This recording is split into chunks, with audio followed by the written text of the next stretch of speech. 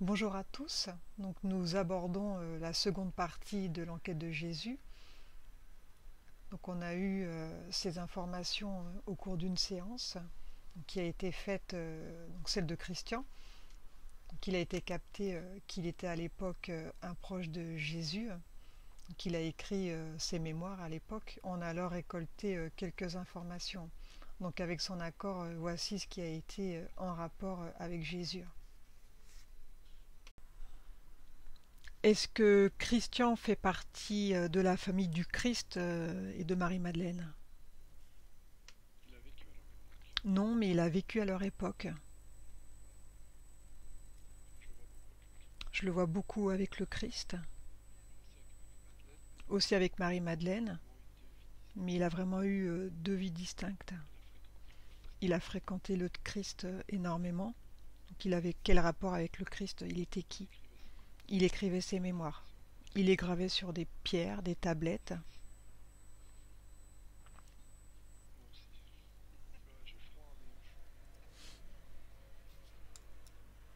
Il était extrêmement proche du Christ. Il a en lui enfoui très profondément les vérités du Christ.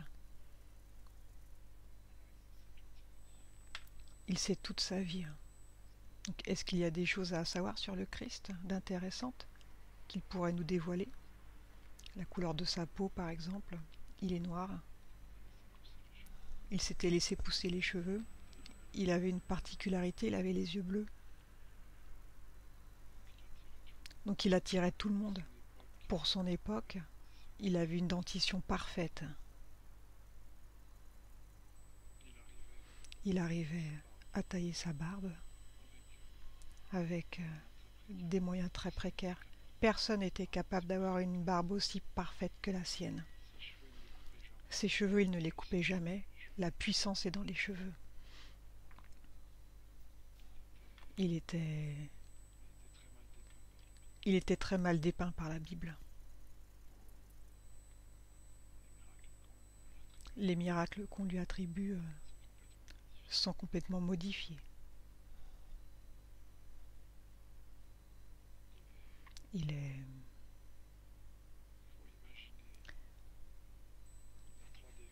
Faut imaginer la 3D comme un jeu, comme un grand échiquier, où il y a des règles ou des programmes. Tout est préparé, tout est tracé. Parfois il y a des failles. On trace un chemin, il y a des failles. Le Christ a pris une faille pour mettre un grand coup dans l'échiquier et montrer que on n'est pas dans la vérité. Et il a dit que la seule maison de son père n'est pas le temple, comme la Bible l'a écrit. Ni son père, c'est la source. Il dit qu'il est la source.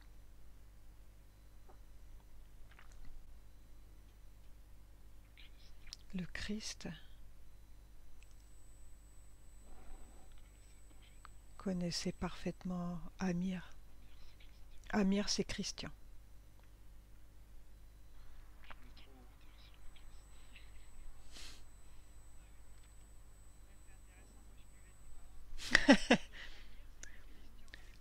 Donc, euh, donc Amir, c'était Christian à l'époque lorsqu'il écrivait ses mémoires.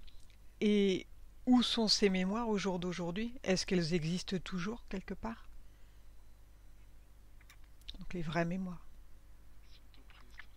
Elles sont aux prises d'entités.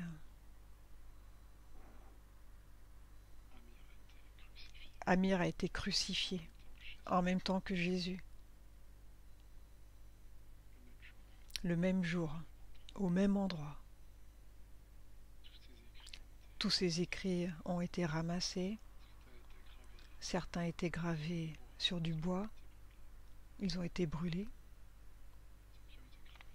Ceux qui ont été gravés sur la pierre ont été récupérés. Amir avait avec lui une personne, un homme,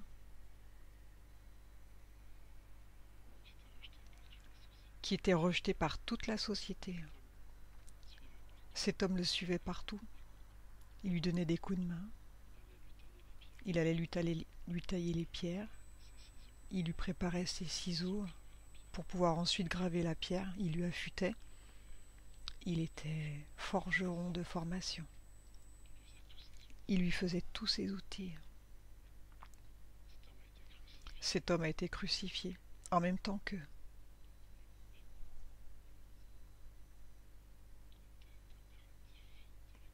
Il était impératif de les crucifier et de percer leur cœur.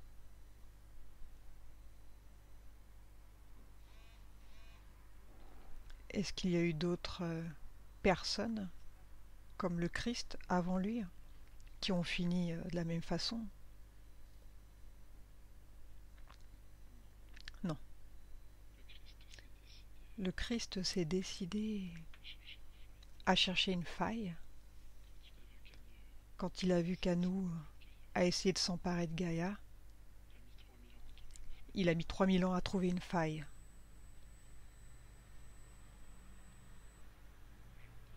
Aujourd'hui, ça fait un peu plus de 5200 ans qu'Anu règne en maître sur la 3D. Jésus n'a pas su se faire entendre. Il commence d'y avoir un revirement de situation assez fort actuellement.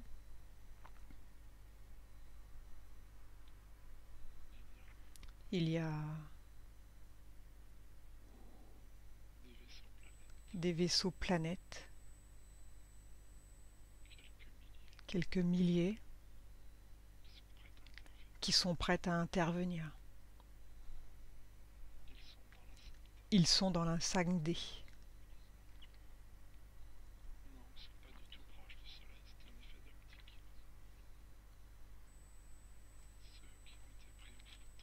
Donc les vaisseaux qui ont été pris en photo ne pourraient pas être proches du Soleil. Le Soleil est trop petit. Il n'a pas la taille qu'on lui donne. Le Soleil a la taille de la Lune. Et il est très proche de la Terre. Les vaisseaux sont très loin. Ils sont dans l'axe du Soleil.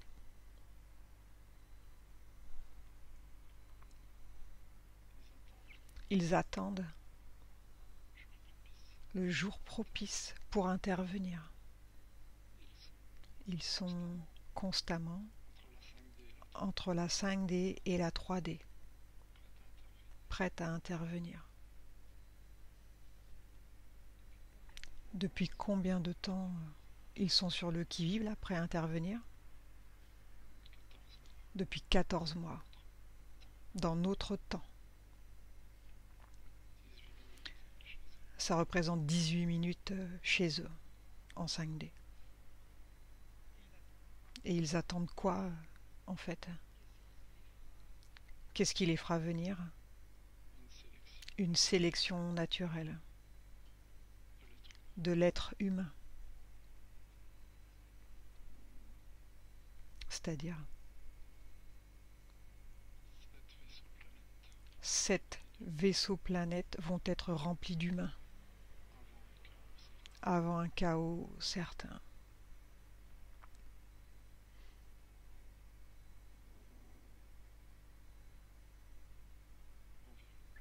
Environ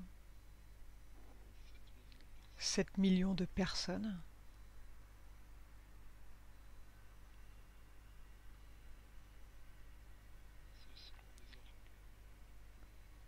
ce seront les auras bleues.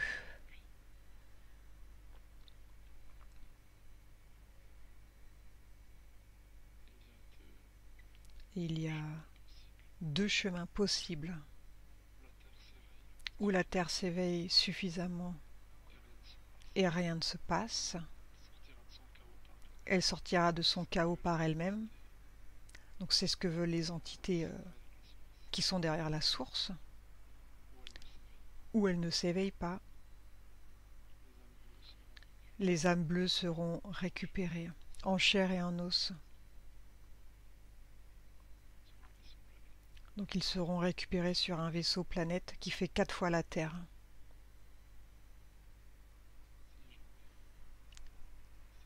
Si jamais ils ne s'éveillent pas, ces âmes avec leur corps seront recueillies. Le plasma au-dessus de la Terre sera percé par la foudre des volcans.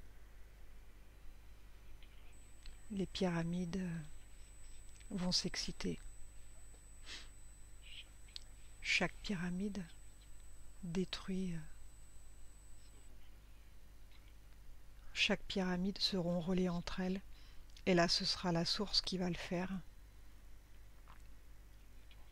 Ça nettoiera Gaïa, comme elle l'a déjà fait auparavant. C'est comme si on était en fin de cycle. Il y aura une électrisation très puissante dans la stratosphère. L'eau qui est au-dessus de nous va se condenser ultra rapidement.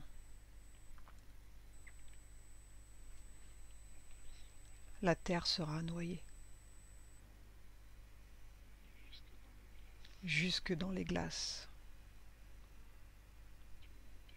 Et tout le monde périra. Donc c'est ce qu'on appelle le déluge.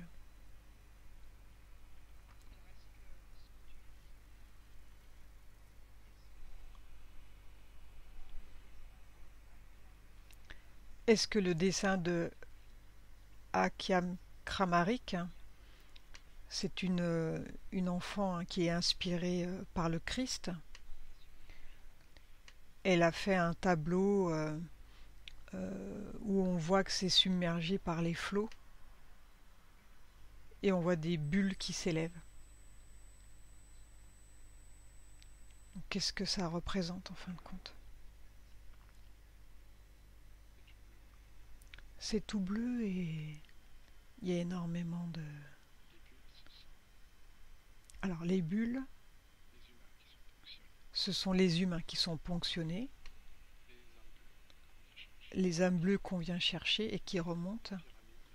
Les pyramides montrent l'énergie de la grille énergétique qui sera totalement actif à ce moment précis. Il y a aussi des marques blanches, c'est la glace, pour dire que le déluge ira jusqu'au bord des glaces.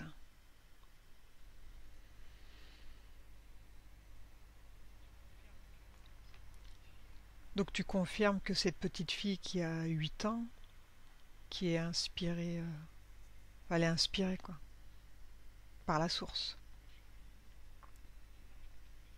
Donc je vous rappelle que cette séance a eu lieu il y a 2 ans, à peu près.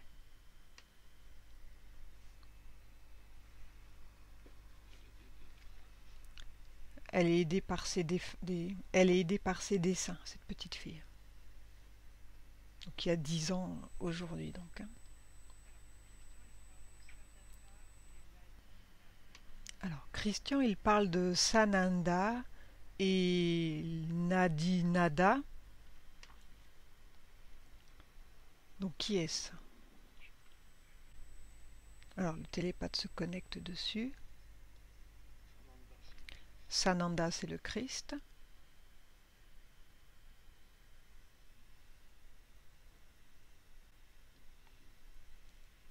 Lydie Nada, c'est Marie-Madeleine. Ce sont des noms donnés par divers peuples sur Terre et ailleurs.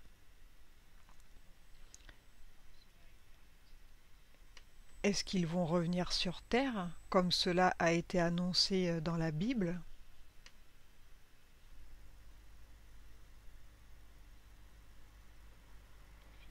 Pas physiquement.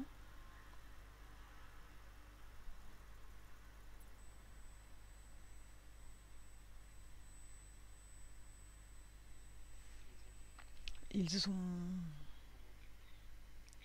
avant d'être le Christ, il est venu en tant qu'Atlante.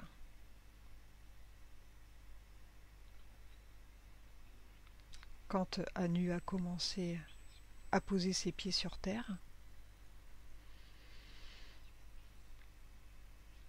qu'il a donc eu une incarnation Atlante.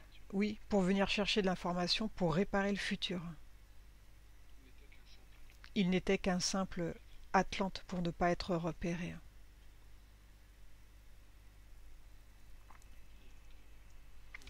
Il était ouvrier. Dans sa vie, il nettoyait les parois fluorescentes dans les grottes. Donc elles étaient régulièrement entretenues pour donner un éclairage. Et en même temps, il amassait un maximum d'informations. Donc qu'a-t-il récupéré comme info intéressante?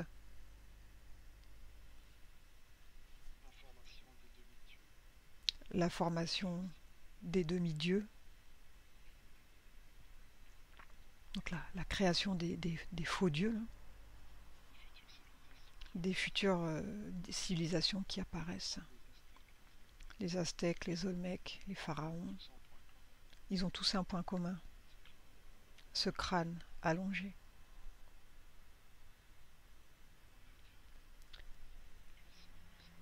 Avec un puissant pourcentage d'ADN reptilien.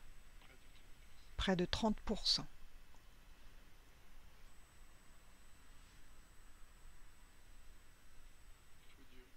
Des faux dieux qui sont totalement contrôlés. Il renvoyait ces informations à la source.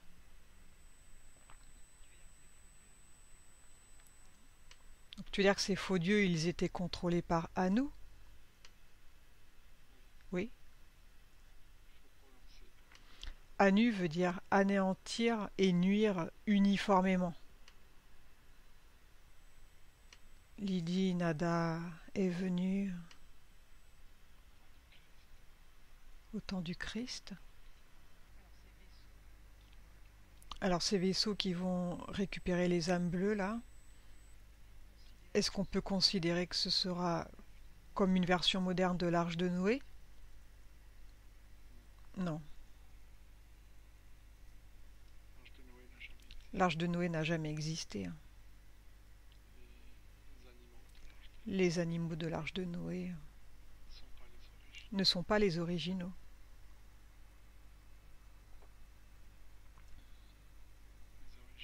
Les originaux ont été retirés bien avant le déluge.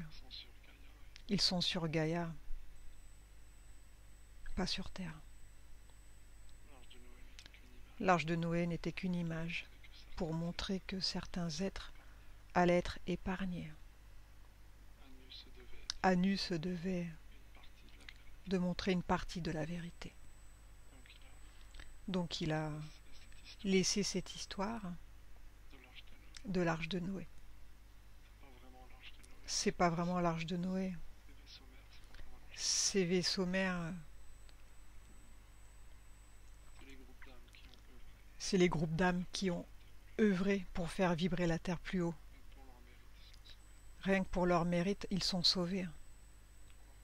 Et pour leur courage. Donc on aborde de nouveau Christian.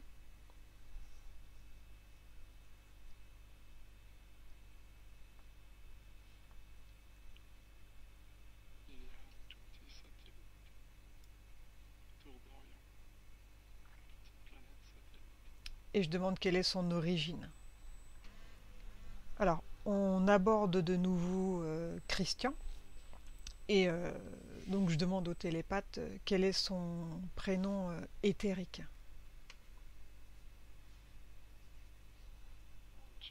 Angel.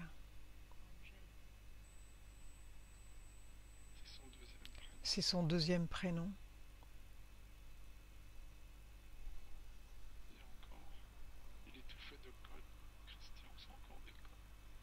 Donc ce sont des codes. Je sais que son nom éthérique, c'est son deuxième prénom dans la 3D, je crois. Donc son nom éthérique, c'est son deuxième prénom dans la 3D. En tout cas, il y a ces 4 lettres. En tout cas, il y a ces 4 lettres dedans. J'aborde de nouveau Christian, donc je lui demande d'où est originaire Christian. D'où vient-il? Donc son identité éthérique.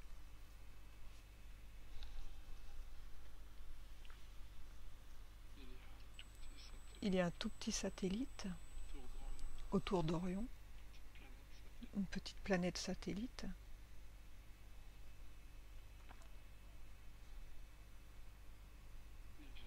Il vient de là.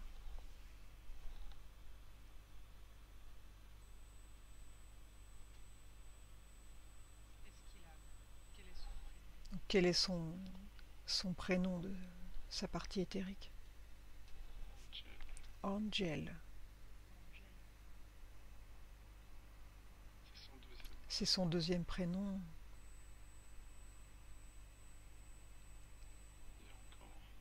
Il est tout fait de codes. Christian, c'est encore des codes. C'est tout fait de codes. Je sais que son nom éthérique, c'est son deuxième prénom dans la 3D, je crois. En tout cas, il y a ces 4 lettres dedans. Ce petit satellite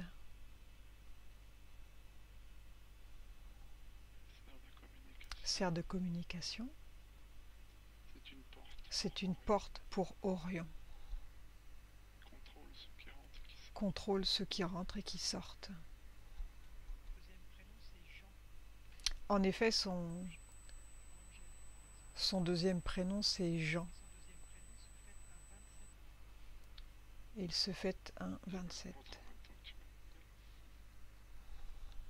Donc il y a des codes sur la porte, sur le satellite d'Orion.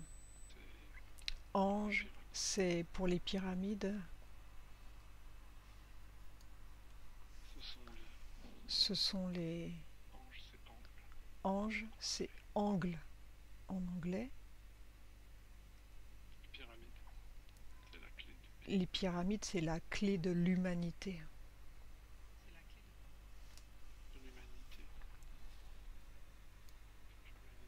Faut jamais les ignorer.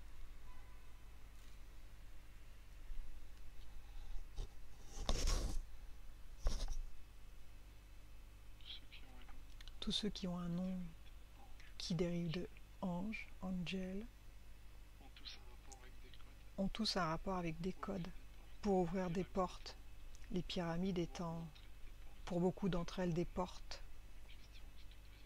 Donc il est normal que Christian ait ce deuxième prénom.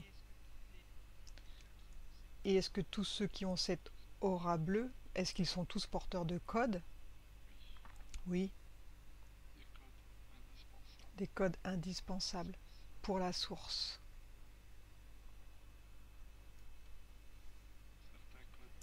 Certains codes doivent se retrouver pour être viables. Il y a des codes, s'ils restent seuls toute leur vie, la source ne peut rien en faire. Donc on parle d'âme sœur là. Certaines personnes sont venues pour créer des codes. Ça fait comme un puzzle géant. Plus on bouche les trous, et plus la source gagne du terrain. Et tout est fait pour pas que ces personnes se rencontrent. Pour que les codes soient réels.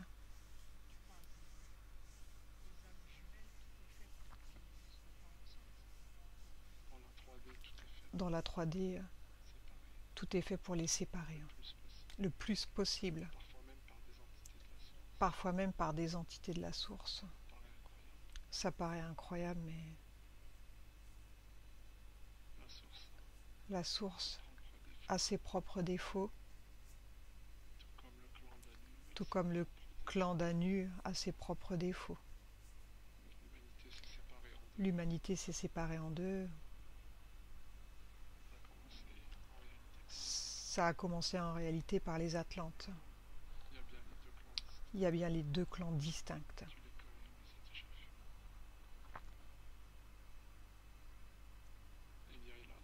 Il y a hélas dans la source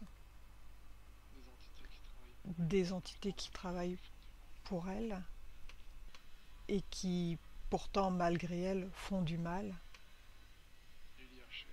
Et il y a chez Anu ce qu'on appelle les repentis, qui ont été créés, guidés par Anu, les 4 enfants. Puis Marie-Madeleine de Saint-Honoré et les enfants de Jésus quittèrent la Palestine pour trouver refuge dans le sud de la France. Le dernier enfant avait alors 3 mois.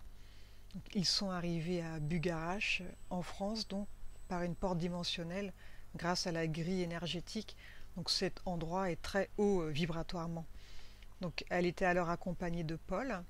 Donc, il est resté à ses côtés pour veiller sur elle et les enfants, donc jusqu'au retour de Jésus, qui a eu lieu 7 ans après. Donc, Paul était comme un frère pour Jésus, lui-même adopté par Marie et Joseph. Donc, il a été trouvé dans un village alors qu'il avait perdu ses parents. Donc, quand le double est né, Paul avait alors 2 ans.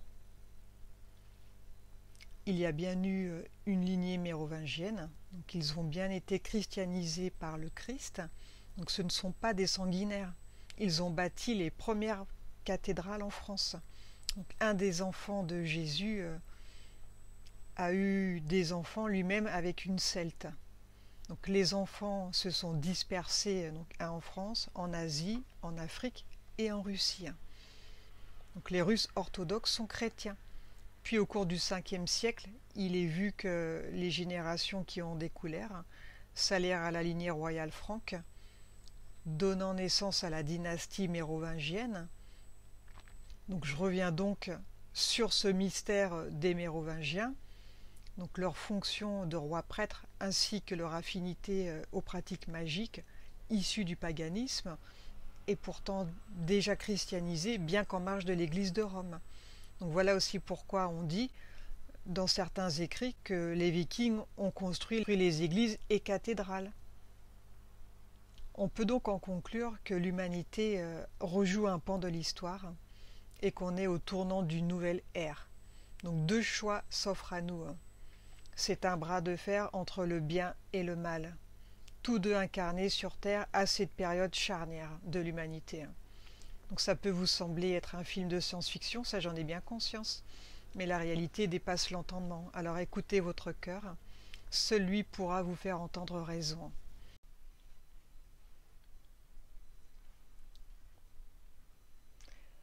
Nous arrivons à la fin de cette 2e partie de l'enquête de Jésus.